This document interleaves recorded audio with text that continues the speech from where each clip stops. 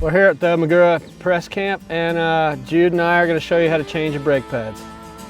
Okay, so it's really easy, and you would want to start by removing the pin, the retaining pin, and then pull the old pads just right out of the top, so it's easy top loading caliper.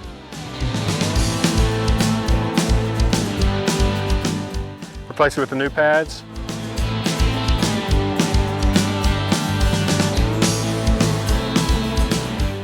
Screw in the retaining pin, you're done.